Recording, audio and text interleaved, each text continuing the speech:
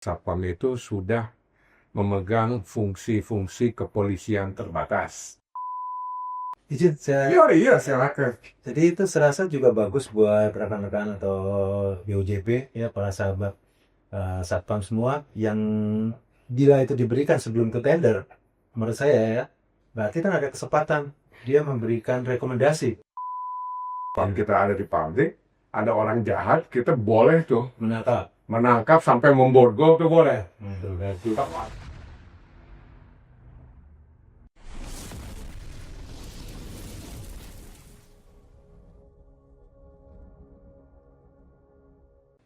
semangat pagi. Nah, sahabat Satpam, izin memperkenalkan diri, saya dengan Chris Mamusung sebagai praktisi security dan juga si komunikasi dari DPP Asosiasi Profesi Satpam Indonesia.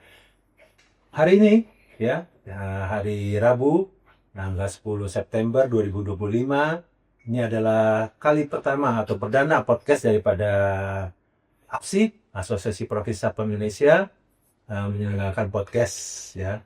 Untuk itu kita panggil pemateri pertama ya, Bapak Ari. Beri tepuk tangan semuanya, Bapak Ari. Kali ini pada topik perdana podcast dari APSI, Asosiasi Profesi Satpam Indonesia, ini membawakan ya topik menuju Satpam global melalui spesialisasi kompetensi berdasarkan industri. Tamu kali ini kita akan diberi wejangan ya oleh Bapak Ari Hakim Fatur Rahman sebagai Corporate Security Advisor lebih dari 3 dekade. Beliau juga sebagai anggota Pakar APSI. Oke, saya rasa tidak nunggu waktu yang lama, kita langsung saja kita perkenalkan waktu dan tempat pada Pak Ari. Selamat pagi Pak Ari, sehat? Pagi. Saya alhamdulillah. Gimana hari ini kita mau berbagi ilmu kepada para sahabat Satpam kita? Oke. Apa nih? Ya, jadi mungkin kita berangkat dari salah satu isu yang menurut pengalaman saya, ya, karena saya hampir 12 tahun terakhir di satu grup perusahaan farmasi yang juga membawahi security, ya, mengelola lebih dari 6 badan usaha jasa pengamanan, karena asetnya kita itu 16 pabrik ya. Nah, jadi di situ kita banyak belajar sekali bahwa kompetensi Satpam kita itu banyak sekali yang harus dibenahi, gitu ya. Jadi benahi dalam arti kata menuju kesesuaian kebutuhan industrinya. Asli gitu. Iya. Jadi kalau kita lihat konteksnya awal ya, bahwa Satpam kita itu kan yang sudah sertifikasi Garda Pertama, Madya sampai Garda Utama ya. Itu kan sebenarnya setelah melewati sertifikasi itu kan secara yuridis ya. Secara yuridis setiap Satpam itu sudah memegang fungsi-fungsi kepolisian terbatas ya. Ya kita mesti paham juga ya. Kadang-kadang apa sih fungsi kepolisian terbatas yang paling sederhana tuh, kalau kita ada di pabrik, Satpam kita ada di pabrik, ada orang jahat, kita boleh tuh menangkap sampai memborgol tuh boleh. Terpanjang di dalam area pabriknya, atau area mall, atau area apartemen, hotel, dan lain sebagainya. Ya, itu yang dinamakan kepolisian terbatas. Dalam perjalanan juga, nah ini teman-teman Satpam juga harus memang dibekali gitu. Ya, kewenangan terbatasnya tuh, fungsi kepolisian terbatasnya tuh harus benar-benar difahami dan dikembangkan. Nah, dalam perjalanannya itu, saya melihat sekali, bukan hanya waktu saya 12 tahun terakhir di grup farmasi ya, di beberapa tahun yang sebelumnya juga membantu beberapa kontraktor migas, ya, beberapa perusahaan panas bumi, pembangkit listrik, ya. Itu banyak sekali user itu ketika menerima anggotanya itu harus investasi tambahan untuk training khusus, gitu, ya. Seperti umpamanya kayak yang di industri-industri berisiko tinggi, ya. Industri-industri berisiko tinggi, ya, itu mungkin bisa diinikan, ya. Nah, kita ambil contoh aja, ya. Jadi ada industri yang kita terus terang aja ketika berusaha untuk membedah kebutuhan kompetensi seorang anggota satpam, kita mulai dari yang industri yang kita kategorikan tuh low risk, gitu, ya, berisiko rendah. Tetapi ini sebenarnya hanya pengukuran yang sifatnya itu umum, ya, seperti itu. Karena di sini ada low risknya itu ada public facilities, jadi ada mall, shopping center, residensial. Tetapi ini sebenarnya dari yang secara umum, risiko. Karena bisa saja seperti kayak di waktu kita belajar dari bom Bali pertama, itu kan terjadinya di tourism, ya, kita lihat, ya. Nah, ini bangsa logistik, ya. Logistik itu dari mulai transportasi, pergudangan, ya, warehousing, terus financial. Nah, bank-bank itu masuk kategori di medium risk, ya. Kantor pegadaian, pokoknya. Nah, sekarang kan yang boleh bisnis gadai bukan yang pegadaian lagi, ya. Sekarang kan ada raja gadai, gadai emas, banyak gitu. Coba lihat di dalam ininya deh, di depannya selalu dikurung, kan. Oh iya, ada terali, betul, terali besi, ya. dijaga satpam juga kan? Jadi jaga satpam juga, gitu. Kan ada barang-barang. Ya. Terus yang ketiga itu adalah manufacturing. Jadi public manufacturing, industri, ya. Terus kemudian yang keempat juga farmasi, masuk ke dalam medium risk karena berkaitan dengan hajat hidup kesehatan orang banyak. Baik. Kita bikin obat dan lain sebagainya, gitu, ya. Oh, healthcare masuknya ke medium risk, ya? Medium risk, healthcare itu dari mulai klinik sampai rumah sakit. Itu beauty lah juga, ya. Nah, terus kemudian Labor intensive industry. Nah, labor intensive industry itu adalah kategori perusahaan-perusahaan yang mengkaryakan, yang padat karya, seperti tekstil, garment, ya. Terus kemudian di kita itu yang ini yang masih besar juga, salah satunya adalah, ya maaf lah, perusahaan rokok, ya, rokok itu, ya, itu kan sangat labor intensif, padat karya, banyak, ya, seperti itu. Terus yang ketujuh livestock poultry, jadi ini peternakan, ya, ini masuk ke medium risk livestock. Bayangin kalau umpamanya peternakan sapi, peternakan ayam atau kambing, tiba-tiba ada masalah. Ya, Indonesia. Kan kita nggak bisa makan, gitu aja. Siap. Ya. Nah, termasuk juga ini di sini nih ini. Kan kalau di setiap kabupaten di Indonesia itu ada yang namanya RPH, rumah pemotongan hewan. Ya. Jangan sampai nanti terjadi sesuatu, rumah pemotongan nggak bisa motong, ya, dagingnya terlambat, jadi mahal. Kan biasanya gitu, ya, seperti itu. Kemarin kan kasus kemarin, ya, kayak misalnya ada virus atau ada masalah peternakan, semua pada kena kan. Ya, Sapi ya, jadi ini Pak. Ya, nah jadi memang ketika kita bicara yang namanya apa sih kompetensi tambahannya, spesialisasinya, itu benar-benar kita harus baca dari risiko. Izin saya. Iya, silakan. Jadi itu serasa juga bagus buat rekan-rekan atau BOJB, ya, para sahabat satpam semua, yang bila itu diberikan sebelum ke tender, menurut saya, ya, berarti kan ada kesempatan dia memberikan rekomendasi kepada kliennya atau calon klien, bahwasanya masih ada kekurangan ini loh, kekurangan itu. Nah, jadi memang memang di kita juga harus realistis ya, bahwa masih banyak BUGP pola pikirnya Badan usaha jasa Ah, keuangan. jadi pola pikirnya itu bukan hanya terjadi di badan usahanya saja, di industri pengamanannya saja, tapi di industri juga kadang-kadang memperlakukannya tuh nggak fair. Coba jelasin, Pak. Maksudnya nggak fair gimana? Nggak fair tuh gini, ya. Jadi kalau kita berbicara yang namanya jasa pengamanan, itu bukan hanya penyedia tenaga pengamanan. Kalau tenaga pengamanan aja, ya kita labor supply lah. Oh, Oke. iya. Tetapi ketika jasa pengamanan itu tuh inklusif semuanya.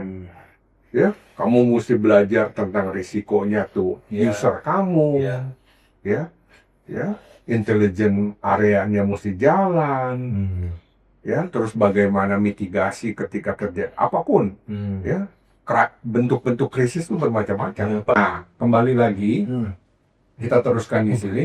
Itu kan yang tadi dari low risk, ada medium risk. Nah, sekarang yang high risk. High risk itu apa sih? High risk itu segala sesuatu yang memang menyangkut hajat hidup orang. Ya, makanya di sini masuk ke dalam vital objek vital. Ya. Kayak pembangkit listrik. Ya, pembangkit listrik, ya. Apapun bentuknya, mau uap, mau hidro, mau apapun, apa yang berbasis fosil, ataupun yang udah energi terbarukan, ya seperti itu, dia kan bikin listrik, ya, itu kan strategis itu nggak boleh dijaga sama yang sembarangan, abal-abal, itu tuh dia kategori pengamanannya itu cukup tinggi. Dia bayangin kalau mau terjadi sesuatu, berdampak. Yes? Nah, jadi apa yang dimaksud dengan high risk itu adalah yang memang memegang berhubungan langsung dengan hajat hidup orang banyak. Ya. Nah, berdasarkan dari ini baru kita masuk ke dalam apa sih yang dibutuhkan. Ya, mungkin slide berikutnya tadi. Ya, nah ini bisa dilewati sebentar. Ya, jadi kan kalau umpamanya kita lihat lulusannya Gada Pratama, ya yang paling ini ya basic ya, sama Magia dan juga sampai utama itu kan sebenarnya fungsinya tuh masuk ke dalam Turjawali itu ya, pengaturan, penjagaan, pengawalan dan patroli. Ya hanya masih tingkatannya berbeda. Ya, jadi kalau Gada Pratama segini, Gada Magia agak besar, dan jawabnya lambannya ya, tetapi basicnya itu core esensinya sama, Turjawali, ngatur, jaga, ngawal, patroli. Ya, nah itu yang di situ. Nah makanya ini yang harus ditambahkan, ditambahkan.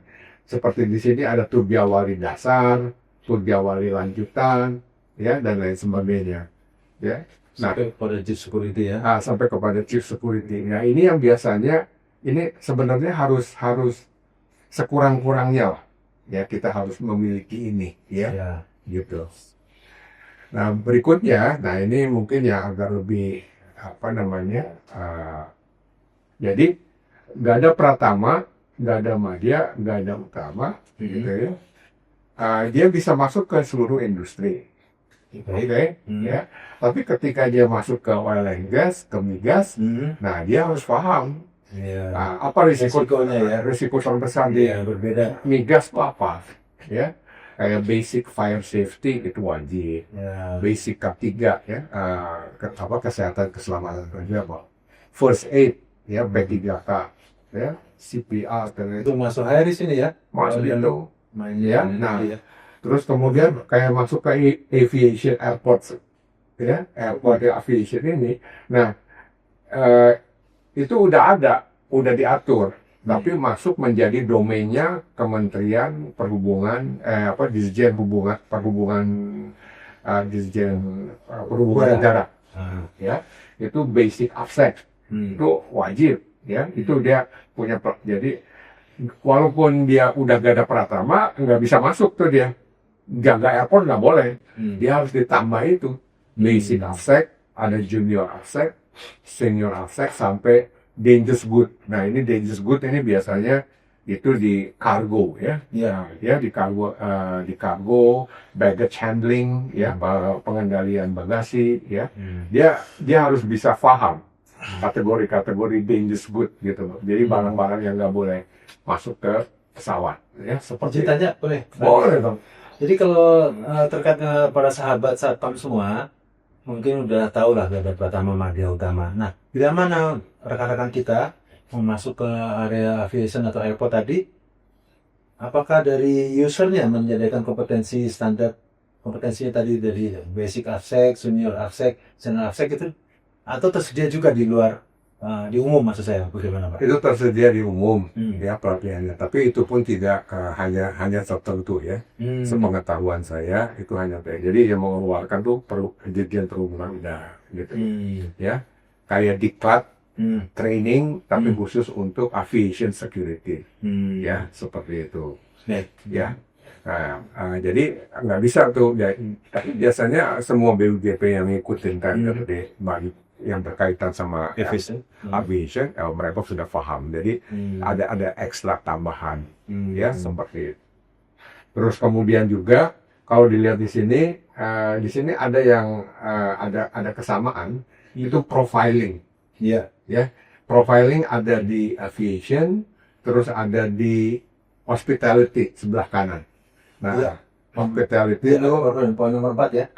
Poin nomor 4. Itu pertanyaan. Kenapa? Karena profiling itu sangat dibutuhkan di dalam satu tempat fasilitas yang lalu lintas manusianya tinggi. Oh, iya. Ya, seperti itu. Lalu lintas manusianya tinggi. Ya, tidak terlalu dibutuhkan di oil and gas karena dia udah diatur, nggak banyak orang kan. Ya, sedikit area. Ada sedikit di pabrik juga nggak banyak gitu. Tapi di area-area yang lalu lintas orangnya tinggi, ya itu profiling penting. Kenapa? Karena dia bisa mendeteksi muka-muka orang yang mau bunuh diri, ya umpamanya, gitu ya. Muka-muka orang yang nggak stabil, ya seperti itu. Ataupun macam-macam. Malah kalau di beberapa negara yang saya tahu itu di beberapa negara, di Jepang sudah mulai, di negara Skandinavia udah mulai. Jadi itu adalah muka, jadi facial recognition. Jadi orang kalau udah selesai dia melakukan tindak pidana, terus dia kena hukuman, nah dia tercatat. Nah, sampai ke mukanya itu dia nggak boleh masuk di tempat tertentu. Berarti datanya sudah masuk ya. Berarti sudah diwaspadai lah ya. Ya, seperti itu. Ya. Tapi pemahaman profiling ini saya rasa juga bagus buat sahabat satpam semua. Minimal kita udah belajar. Nantinya kita arahnya ke sana kan. Orang-orang mana yang harus diwaspadai. Betul. Kayak gitu ya. Betul. Jadi profiling itu bukan hanya teknologi ya. Bukan hanya melihat facial recognition aja, tapi itu juga termasuk kepada behavior. Betul. Gestur, ya. Gestur. Jadi ketika ada orang yang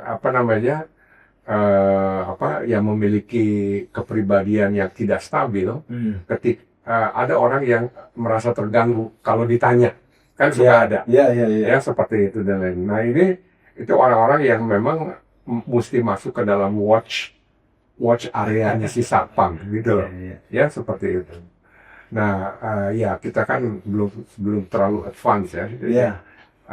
Tapi di beberapa retail itu kalau udah melakukan tindak ini tindak kriminal atau ya itu dia nggak boleh masuk lagi tuh ke. Sudah tercatat ya. Ya itu di loss prevention management itu kan ada kan. Jadi terus berikutnya ada yang namanya contingency planning. Contingency planning itu perencanaan kontingensi, keadaan gawat darurat. Ya. Nah ini bisa terjadi juga jadi contingency planning, terus protection against explosive device ya, perlindungan terhadap peralatan yang bisa meledak ya, counter terrorism itu biasanya dipersiapkan di area-area yang lalu lintas manusianya tuh tinggi, seperti itu. ya. Ya. Nah, seperti itu Potensi ya. potensinya gitu. Ya, apa namanya? Kemudian kalau di forestry, ya plantation, nah itu ini nih kayak nomor satu community disturbance handling. Jadi apa namanya penanggulangan gangguan dari komunitas karena Oh, ya forestry lingkungan ya. lingkungan ya terus kemudian negosiasi sama diplomasi karena yang dihadapi itu masyarakat sekitar yang terganggu karena perkebunannya kan seperti itu ya dan macam-macam ya. Nah jadi hal-hal seperti ini yang juga sangat disarankan untuk ditambah ya. Jadi ini BUJP yang dapat kontrak dimanapun di area industri ini ya sangat disarankan sekali untuk membekali kompetensi tambahannya, spesialisasinya tergantung dari industrinya seperti itu. Ya cukup berkembang juga ya Mas, dalam arti izin ya sahabat Sapang semua, walaupun kita tahu tugas pokok kewajiban kita di lapangan, kalaupun ada kayak tadi itu permasalahan lingkungan, nah kita berarti kan belajar tuh. Biasanya setahu saya Pak Ari ya, kayak yang berhadapan dengan wartawan, berhadapan dengan masyarakat atau komunitas, apalagi kalau terjadi konflik, itu kan biasanya yang turun harusnya PR-nya gitu ya. Tapi kita juga hanya ke Sapang harus paham ya, Paham. dengan community disturbance handling tadi negosiasinya. Iya,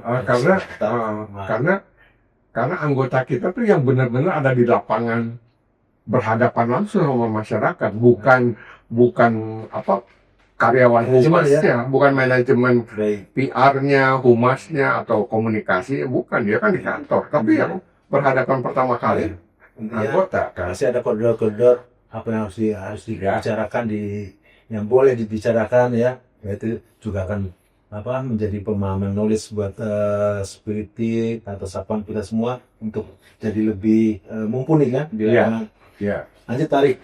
Oke, ya. Nah, jadi sebenarnya ini ya, ini salah satu ya.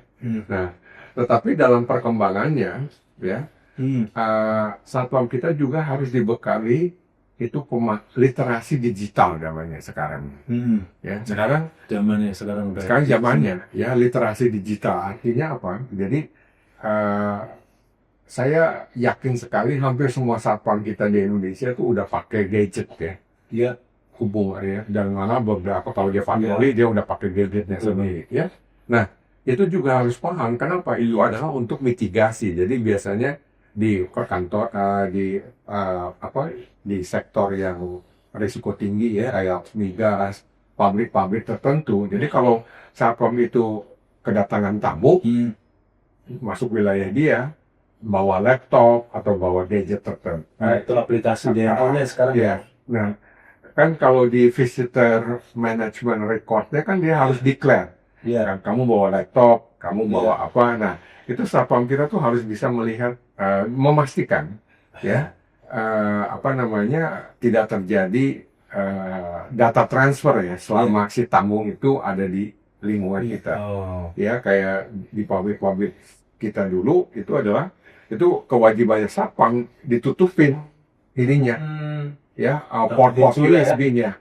Ya, port USB-nya ditutupin dan akan dicabut ketika dia selesai kunjungannya seperti itu. Nah, ini protect ya. Betul. Ya, jadi memang si satpam kita ini memang harus jeli ya. Harus jeli. Ya, dia harus paham gitu seperti itu. Sampai ada beberapa saya pernah bikin SOP di masuk ke dalam laboratorium saya. Itu gadget nggak boleh. Karena berisiko. Macam-macam. Iya. Kamera nggak boleh, gadget nggak boleh, laptop nggak boleh. Pokoknya dia tamu bawa apa. Dapurnya wilayah farmasinya di laboratorium tadi ya. Nah, kita lihat sekarang itu hampir semua bank, ya bank, kantor pegadaian itu yang menerima awal pertama itu adalah security.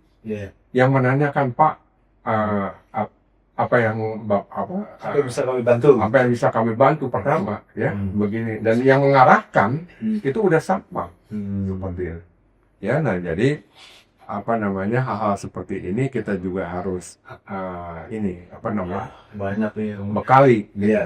Ya jadi karena saya apa namanya kita mendorong supaya satpam itu dia bukan hanya turjawali saja, Baik. dia harus ada kompetensi tambahannya. Hmm. Nah, biasanya ini harus kerjasama antara user sama perusahaan security-nya, yang IJB ya. Jadi untuk kepentingan tambahan-tambahan ini harus disepakati, gitu ya, harus disepakati apakah setengahnya biaya user, setengahnya biaya BUJP, ya. Tapi kalau waktu dulu saya itu semuanya training tambahan yang di luar Gada Pratama Madya Utama Ditanggung oleh user. Oke, karena berharap sesuai dengan kebutuhan ya. Betul. Nah, jadi costnya dikeluarkan. Wah, Buat seperti itu, ya. Tapi akhirnya kan kita posesif usernya.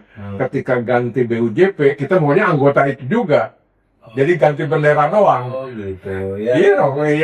Ya kita udah investasi sama mereka. Betul. Udah kita biayai training ya, benar Plus kan? minus lah ya. Plus minus. Ya. Nah, tapi ini juga maksud kita ini adalah bahwa kita harus meluaskan insight kita cakrawala gitu bahwa harus ditambah nih pengetahuan kamu. Contoh aja, sekarang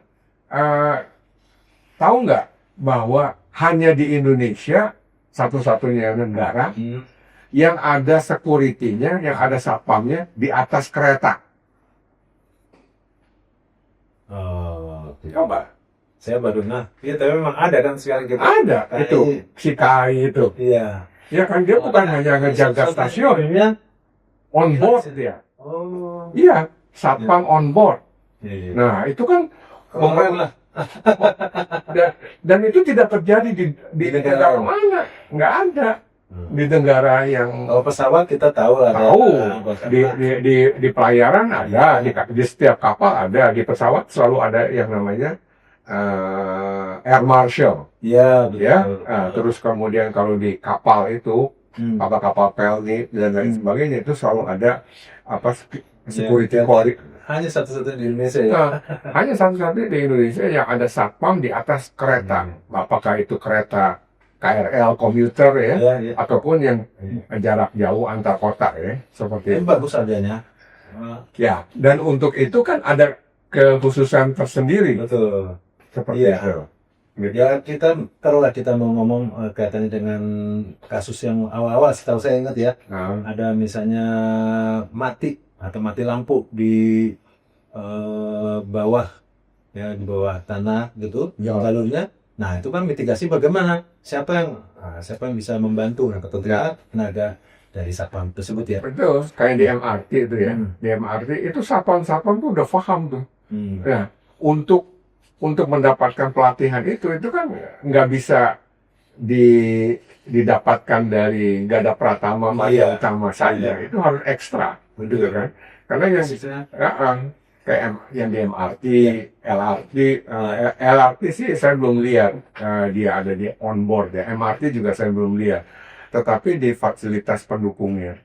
Tapi yang benar-benar ada di gerbong kereta, ya ini yang KAI ini. Yang di KRL, yang di antar kota, ya, argo-argo gitu kan, itu selalu ada satpam gitu.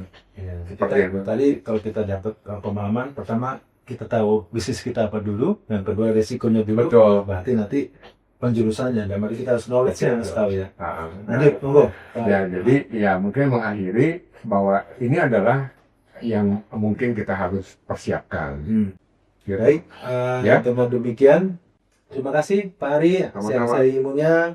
Saya juga atau kami sendiri dari HAPSI percaya bahwasanya kalau rekan-rekan atau sahabat satpam semua yang mau maju, mau karirnya tambah lancar, tentunya harus update terus keilmuannya.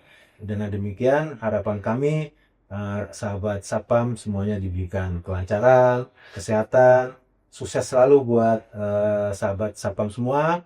Kita mungkin akan ketemu lagi, kalaupun pada semua disetujui.